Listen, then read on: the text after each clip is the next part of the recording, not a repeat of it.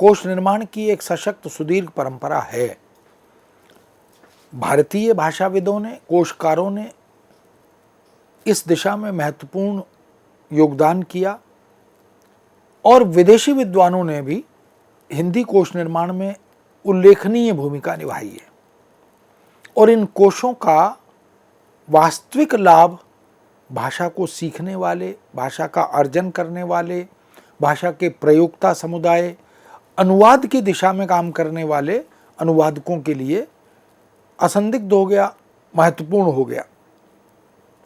जब हम भारतीय मध्य युग पर दृष्टि डालते हैं तो बहुत से अनगिनत सूफियों ने, संतों ने, सूफी इतर मुस्लिम कवियों ने हिंदी साहित्य की श्रीवृद्धि की थी। मलिक मोहम्मद जायसी की पद्मावत को देखें, मंझन की मधुमालती को देखें, मौलाना दाऊद को देखें, और इसी प्रकार सूफी इतर मुस्लिम कवि भी बहुत से रहे जिन्होंने हिंदी साहित्य की श्रीवृद्धि में अपना योगदान किया। ऐसे ही विदेशों के कई विद्वान बंधुओं ने भी हिंदी भाषा, हिंदी व्याकरण, हिंदी साहित्य, हिंदी कोश, इस सब में महत्वपूर्ण भूमिका निभाई। सन 1655 ईस्वी में एडवर्ड टेरी ने अपनी पुस्तक voyage to the East Indies यह तैयार की। Voyage to the East Indies इस नाम से पुस्तक लिखी टेरी ने। 1704 ईस्वी में तुरोनेसिस ने लेक्सिन लिंगुआ हिंदुस्तानिका, लेक्सिन लिंगुआ हिंदुस्तानिका इस नाम से एक पुस्तक लिखी। व्यापारियों के बढ़ते हुए व्यापार संबंधों को ध्यान में रखकर, क्योंकि व्यापार के आदान प्रदान, आयात निर्यात आदि की दृष्टि से अगर हम देखें तो एक महत्वपूर्ण कार्यक्षेत्र है। सन 1715 ईस्वी में जे कैटेलियर ने डच भाषा में हिंदुस्तानी का एक व्याकरण तैयार किया। हम देख सकते हैं कि विदेशियों ने हिंदी कोश निर्माण में, व्याकरण रचना में या इतिहास लेखन में यह जो भूमिका निभाई, ये बड़ी महत्वपूर्ण भूमिका थी, लेकिन उसके अपने प्रयोजन थे। हमारे देश पर, भारत पर शासन करने के लिए उन्हें ये सब कार्य भी करने पड़े। हिंदुस्तानी के संभवतः इस प्रथम व्याकरण का सन 1743 ईस्वी में लाइडेन से लैटिन अनुवाद प्रकाश में आया। सन 1852 ईस्वी में फ्रांस में दिए गए एक भाषण में गारसा दा तासी ने हिंदुस्तानी को भारतीय लोक भाषा बताया। अब गारसा दा तासी ने जब हिंदुस्तानी को भारतीय लोक भाषा घोषित किया, और हम जानते हैं कि गारसा दा तासी ने हिंदी साहित्य का इतिहास भी लिखा, चर्चित हुआ, भले ही उतना वैज्ञानिक नहीं रहा। उसके बाद के इतिहास ग्रंथों में निरंतर परिवर्तन हुआ, सुधार हुआ अपेक्षा अनुसार। और सन 1886 में लंदन से प्रकाशित हॉब्सन जॉब्सन कोश में हिंदुस्तानी को भारत की राष्ट्रभाषा तक कहा गया। स्पष्ट है कि विदेशों में हिंदी भाषा और साहित्य की इस बहुमुखी सेवा का आरंभ 17वीं शताब्दी के उत्तरार्ध में हो चुका था। यानी हिंदी साहित्य की दृष्टि से देखें तो ये उत्तर मध्यकाल यानी रीतिकाल का समय था।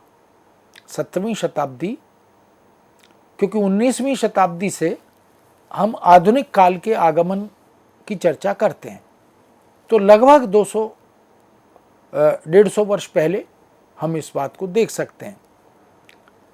सर्वप्रथम अंग्रेजी, डच तथा रूसी भाषाओं में, अंग्रेजी में, डच में और रूसी भाषाओं में हिंदी भाषा का सामान्य ज्ञान अर्जित करने के लिए एक सामान्य व्याकरण और प्रारंभिक कोश ग्रंथ, इनकी रचना हुई। और धीरे धीरे यह यात्रा साहित्यिक अध्ययन के क्षेत्र में, सृजन के क्षेत्र में और यहाँ तक के शोध आदि क्षेत्रों में भी विकसित होने लगी। यानी विदेशियों ने ये देखा कि यदि यहाँ की भाषाओं का अध्ययन नहीं करेंगे, यहाँ की व्याकरणिक व्यवस्था को भाषाओं की नहीं समझेंगे, यहाँ की सृजनशीलता और क्षमता को नहीं समझेंगे, तो इस देश पर शासन करना उतना सरल नहीं होगा। ये एक बहुभाषा भाषी देश है, दुनिया का विलक्षण देश है। एक भाषा या उपभाषा, एक बोली या उपबोली एक संस्कृति को वहन करती है। इसलिए अध्ययन, शोध, सृजन, इन सब क्षेत्रों में विदेशियों ने गहन अभिरुचि प्रदर्शित की और अपनी भूमिका भी सुनिश्चित की। यूनेस्को की भाषा होने के गौरव से संपन्न यह भाषा अब शीघ्र ही संयुक्त राष्ट्र संघ की भाषा होने का गौरव भी हासिल करेगी, उस तरफ अग्रसर है। उसमें सरकारी गैर सरकारी स्तर पर महत्वपूर्ण कार्य किए जा रहे हैं, गतिविधियां आयोजित की जा रही हैं, प्रयत्न किए जा रहे हैं। बहुत से विदेशी विद्वानों का नाम उल्लेख करें जिन्हें हिंदी भाषा और साहित्य के विकास और संवर्धन में ससम्मान स्मरण किया जाता है, उनके अवदान को नमन किया जाता है। इनमें सोवियत संघ के डॉक्टर E.P. चेलिशेव का नाम विशेष रूप से उल्लेखनीय है। पश्चिमी जर्मन के डॉक्टर लोथार लुत्से का नाम बड़ा महत्वपूर्ण है। ट्रिनिडाड के श्री शंभुनाथ कपिलदेव का नाम उल्लेखनीय है। चेकोस्लोवाकिया के डॉक्टर ओदोनेल स्मेकल का नाम, जिन्होंने हिंदी के विकास में, प्रचार में, प्रसार में, निर्माण में महत्वपूर्ण भूमिका निभाई है। अलग अलग तरह से, अलग अलग अनुशासनों से जुड़कर वो अपना अवदान करते रहे। जर्मन के जनवादी गणतंत्र के डॉक्टर हेलमुट नेस्पिताल, जापान के दोई, स्वीडन के प्रोफेसर लेनार्ड पेरसन, कनाडा के doctor Christopher king, Britain Cambridge विश्वविद्यालय के professor doctor R.S. McGregor, France की श्रीमती निकोली बलबीर, पोलैंड के प्रोफेसर मैरिया ब्रेस्की, ऐसे अनेक नाम हैं जो हिंदी भाषा के लिए, हिंदी साहित्य के लिए, हिंदी व्याकरण के लिए, हिंदी कोशों के लिए स्मरणीय है। हम उपकृत हैं, इन्होंने हिंदी के लिए काम किया और इस दिशा में अनेक नाम हैं जिनका उल्लेख कर सकते हैं। मोनियर विलियम्स, जिन्होंने संस्कृत की डिक्शनरी तैयार की और आज भी उस संस्कृत के कोश को हम एक आदर्श कोश के रूप में देखते हैं, उसका बार बार उल्लेख करते हैं। Doctor Abraham Grierson, George Grierson, जिन्होंने लिंग्विस्टिकल सर्वे, भाषाई सर्वेक्षण किया, साहित्य का इतिहास लिखा 1961 में। Graham Bailey, doctor L.P. Tessitori, J. Ferguson, A.P. Barannikov और फादर कामिल बुल्के को कौन भुला सकता है। अंग्रेजी हिंदी शब्दकोश और राम कथा पर PhD जिन्होंने की। आज भी हम भाषा के क्षेत्र में अंग्रेजी हिंदी शब्दकोश की चर्चा हो तो फादर कामिल बुल्के की इस डिक्शनरी या इस कोश पर निर्भरता आज भी बनी हुई है। वो इतने वैज्ञानिक पद्धति से लिखा गया कोश है कि बाद के शब्दकोश बनाने वाले भारतीय या विदेशी लोगों ने फादर कामिल बुल्के से कोश निर्माण की सैद्धांतिकी अर्जित की। केटलर की बात करें, शेक्सपियर आदि की बात करें, तो हिंदी सेवा के लिए ऐसे बहुत सारे विद्वान हैं जिनके योगदान को हम प्रणाम करते हैं, उनको प्रणम्य मानते हैं। हिंदी में आधुनिक प्रणाली, वैज्ञानिक वर्गीकरण और वर्णमाला क्रम के आधार पर कोश रचना करने का शुभ कार्य सही मायनों में विदेशी विद्वानों ने ही प्रारंभ किया। ये जो आधुनिक प्रणाली है जिसकी चर्चा हम कर रहे हैं, क्योंकि हिंदी में इससे पहले मध्यकाल में जो कोश बने वो कोश उतने कोश निर्माण की प्रक्रिया की वैज्ञानिकता को आत्मसात नहीं कर पाए थे। लेकिन आधुनिक प्रणाली, वैज्ञानिक पद्धति, शब्दों के वर्गीकरण की परिपाटी, वर्णमाला क्रम के आधार पर उनकी व्यवस्था, ये सब करने की शिक्षा दीक्षा हमें विदेशी विद्वानों से ही मिली।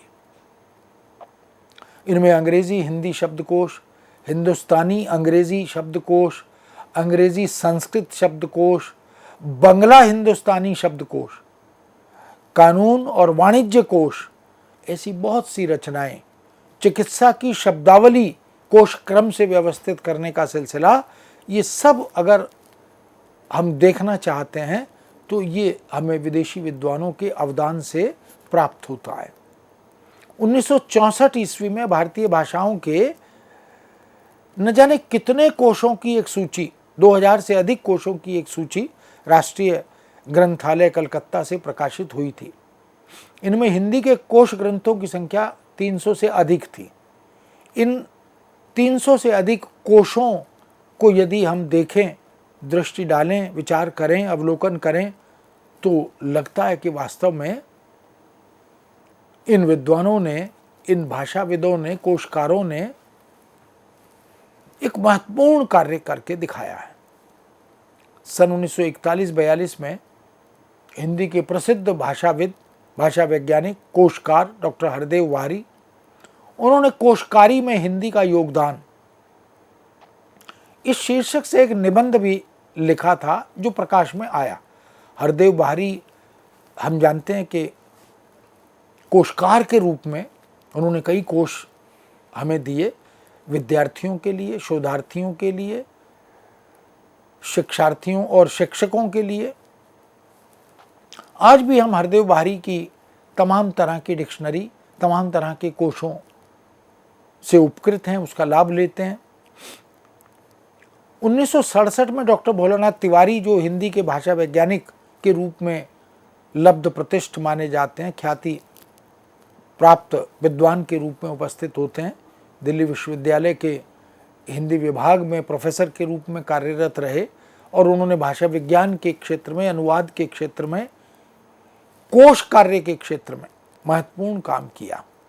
उन्होंने हिंदी कोशों की परंपरा, इस पर एक लेखा जोखा प्रस्तुत किया था, जो केंद्रीय हिंदी निदेशालय की द्विमासिक पत्रिका भाषा में, भाषा एक द्विमासिक पत्रिका है, केंद्रीय हिंदी निदेशालय भारत सरकार के गृह मंत्रालय से प्रकाशित होने वाली, उसमें ये लेखा जोखा एक लेख के रूप में प्रकाशित हुआ था।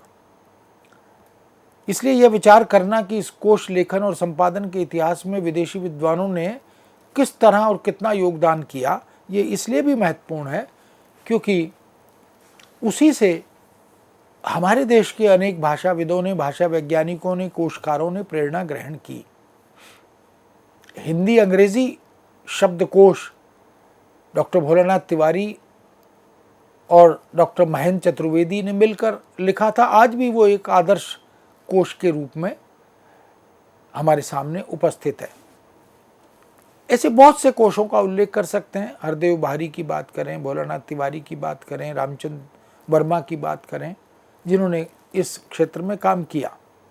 लेकिन स्पष्ट है कि विदेशी विद्वानों के हिंदी कोश लेखन से पहले भारतीय विद्वानों ने भी समय समय पर इस दिशा में प्रचुर मात्रा में कोश निर्माण का कार्य किया। यह एक अलग बात है कि वो कार्य उतना वैज्ञानिक, उतना आधुनिक उस समय नहीं बन सका था, लेकिन धीरे धीरे संशोधन, संवर्धन हुए, परिवर्तन हुए, अपेक्षा अनुसार उन्हें अद्यतन, अधुनातन बनाने के समस्त उपाय भी किए गए। इसलिए कोश कला को एक सुदृढ़ व्यवस्था और एक सुलझी हुई वैज्ञानिक पद्धति और दृष्टि अगर मिली तो वो विदेशी विद्वानों से मिली। यह स्वीकार करने में हमें कोई कष्ट नहीं होता, अपितु हम उपकृत है इस दृष्टि से कि कोश निर्माण की पद्धति और प्रक्रिया को, कोश निर्माण को कला बनाने की दृष्टि से अगर मार्ग प्रशस्त किया तो उसमें विदेशी विद्वानों की भूमिका है। नागरी प्रचारणी सभा वाराणसी या काशी जिसको हम कहते हैं, वहां से एक बड़ा महत्वपूर्ण कोश प्रकाश में आया जिसे हिंदी शब्द सागर कहते हैं। हिंदी शब्द सागर की एक सुदीर्घ भूमिका जो आचार्य रामचंद्र शुक्ल ने लिखी थी, और वही भूमिका आगे चलकर हिंदी साहित्य का इतिहास नाम से अलग से प्रकाशित भी हुई। हम समझ सकते हैं कि हिंदी शब्द सागर का स्तर क्या रहा होगा, क्या है, आज भी हम उसे देख सकते हैं। उस शब्द सागर के निर्माण की योजना, उस शब्द सागर के, हिंदी शब्द सागर के निर्माण का प्रयोजन, जिसकी भूमिका इतनी बृहत हो, इतनी महत्वपूर्ण हो कि वो एक स्वतंत्र इतिहास ग्रंथ बन जाए, उसकी भूमिका में यह लिखा गया कि जब अंग्रेजों का भारतवर्ष के साथ घनिष्ठ संबंध स्थापित होने लगा तो नवागंतुक अंग्रेजों को इस देश की भाषाएं जानने की विशेष आवश्यकता जान पड़ने लगी। स्पष्ट है कि अंग्रेजों को ये जब ज्ञात हुआ कि इस देश पर शासन करना है तो इस देश की संस्कृति को समझना अत्यंत आवश्यक है। और हम जानते हैं कि भाषा संस्कृति की वाहिका होती है, इसलिए यदि संस्कृति को समझना है, इस पर शासन करने के लिए यहाँ के मूल्यों को समझना है, यहाँ की परंपराओं को जानना है, तो यहाँ की भाषाई शब्द संपदा को भी जानना समझना होगा। इसलिए अंग्रेजों ने जो घनिष्ठता स्थापित की थी, उसके मूल में जो नए नए अंग्रेज यहाँ प्रवेश कर रहे थे, वो यहाँ की भाषाएं जानने लगे, पढ़ने लगे, समझने लगे, उसके लिए कार्य करने लगे, क्योंकि भाषा समझेंगे तभी हम यहाँ के निवासियों पर, नागरिकों पर शासन कर पाएंगे। फलतः वे देश भाषाओं के कोश अपने सुविधे के लिए बनाने लगे। इसलिए हमारी भाषाओं के जो कोश अंग्रेज शासकों ने, अंग्रेजी दा मानसिकता के विदेशियों ने बनाए, उसका एक प्रयोजन उनका अपना स्वार्थ भी था। वो अपनी सुविधा के लिए, शासन करने के मार्ग को सहज सरल बनाने के लिए कोश निर्माण करने लगे।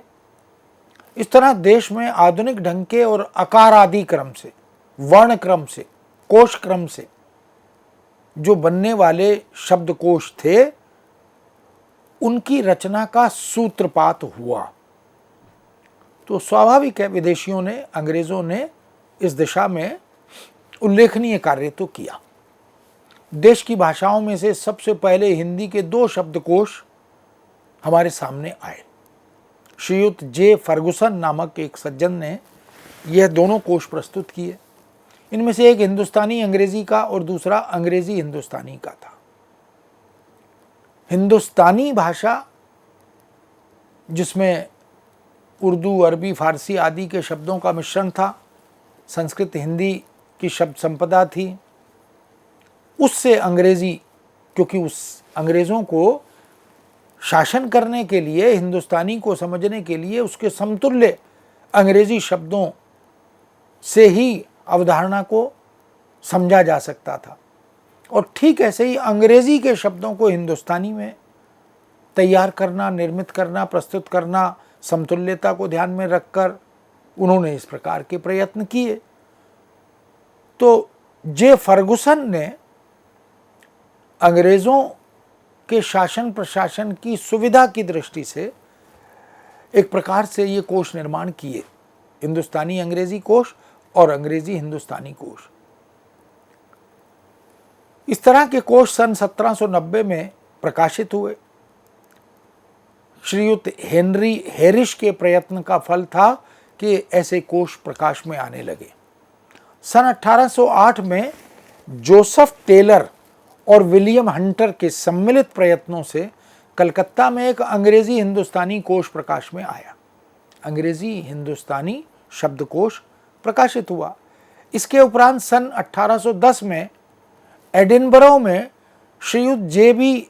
गिलक्राइस्ट का एक कोश प्रकाश में आया और सन 1817 में लंदन में शेक्सपियर का एक अंग्रेजी हिंदुस्तानी और एक हिंदुस्तानी अंग्रेजी कोश भी प्रकाश में आया।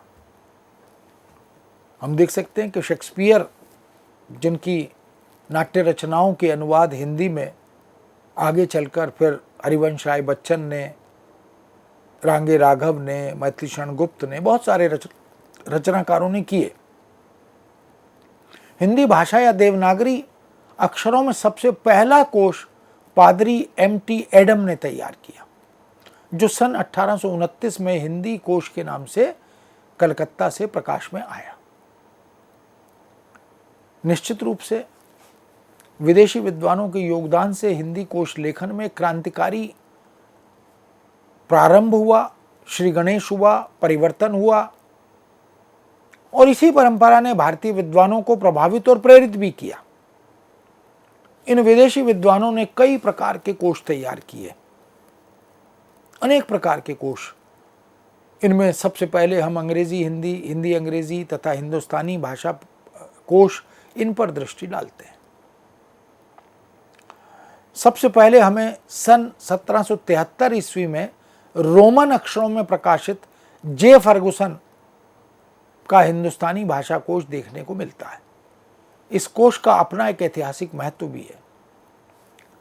सन 1790 ईस्वी के आसपास प्रकाशित गिलक्राइस्ट का डिक्शनरी ऑफ इंग्लिश एंड हिंदुस्तानी अंग्रेजी हिंदुस्तानी कोश ग्रंथ मिलता है। इस ग्रंथ में 1000 शब्दों का संग्रह किया गया। उस समय 1000 शब्दों का संग्रह, उसके स्रोत और लक्ष्य भाषा के शब्दों के साथ प्रस्तुत करना, ये एक बड़ी उपलब्धि थी। सन 1790 ईस्वी की ये बात है। इस कोश के प्रकाश में और उसके बाद में गिलक्राइस्ट हिंदुस्तानी के विद्वानों में शामिल हो गए, इसलिए गिलक्राइस्ट का नाम हिंदुस्तानी विद्वानों के रूप में आज भी ससम्मान लिया जाता है।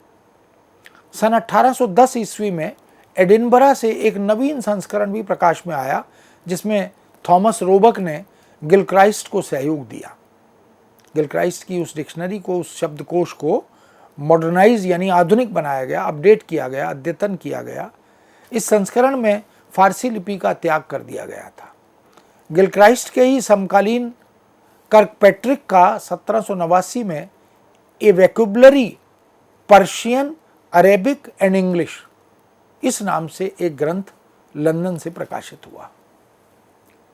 इस शब्दावली में, इस शब्द संपदा में पर्शियन, पारसी के यानी फारसी के, अरेबिक अरबी भाषा के और इंग्लिश भाषा के शब्दों का संग्रह एक साथ किया गया था। इस पुस्तक के अंत में new Hindi grammar and dictionary पर एक भावी भविष्य की योजना का उल्लेख भी किया गया था। लेखक इस ग्रंथ को 8 खंडों में प्रकाशित करना चाहता था।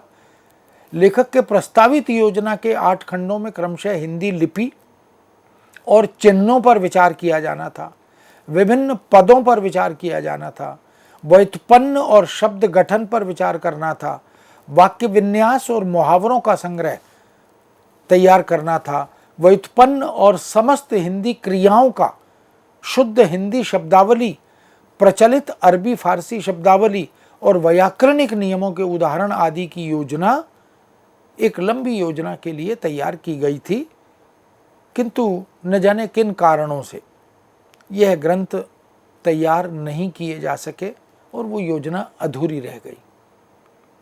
लेकिन यह निश्चित है कि मनोमस्तिष्क में एक साफ, बिल्कुल पारदर्शी योजना थी, जिससे शब्दकोश के निर्माण की एक सुदीर्घ सशक्त परंपरा आगे बढ़ती।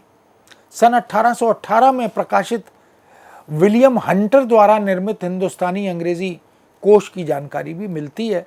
यह ग्रंथ 2 खंडों में था और टी. हर्बर्ट के हिंदुस्तानी प्रेस से रोमन अक्षरों में छपा भी था, प्रकाशित भी हुआ था। इसकी विशेषता यही थी कि इसमें अरबी, फारसी, हिंदी, संस्कृत आदि के शब्दों का संग्रह किया गया था। कतिपय शब्दों के इसमें व्युत्पत्तिपरक अर्थ भी दिए गए थे। तीसरे संस्करण तक आते आते इस कोश में दक्षिणी हिंदी के शब्दों को भी समाहित किया गया था। इस दृष्टि से हम देख सकते हैं कि शब्दकोश के निर्माण की इस सशक्त और सुदीर्घ परंपरा ने हमारा ध्यान आकृष्ट किया और हिंदी में कोशकारों का मार्ग प्रशस्त किया। कोश सृजन, कोश लेखन एक साधना सापेक्ष कार्य है। शब्दों की साधना, शब्दों के भीतर निहित और प्रतिष्ठित अर्थों को उद्घाटित करने की साधना, ये वास्तव में सरल कार्य तो कोश निर्माण नहीं है, क्योंकि उसके साथ कोशकार की एक उत्तरदायित्व की भूमिका सुनिश्चित होती है, निश्चित होती है। इस दृष्टि से हम कह सकते हैं कि कोश निर्माण की इस परंपरा ने, इस प्रक्रिया ने अंग्रेजी विद्वानों के सहयोग को हमारे सामने उद्घाटित किया। बहुत से विदेशी विद्वान, विदेशी कोशकार, विदेशी भाषा वैज्ञानिक और भाषाविद इसमें किन्हीं भी कारणों से, किन्हीं भी प्रयोजनों से उपस्थित रहे, अपनी रचनात्मक भूमिका निभाते रहे। मित्रों, इस विषय को यहाँ विराम देते हैं। पुनः आपके समक्ष उपस्थित होंगे। आज्ञा दीजिए। नमस्कार।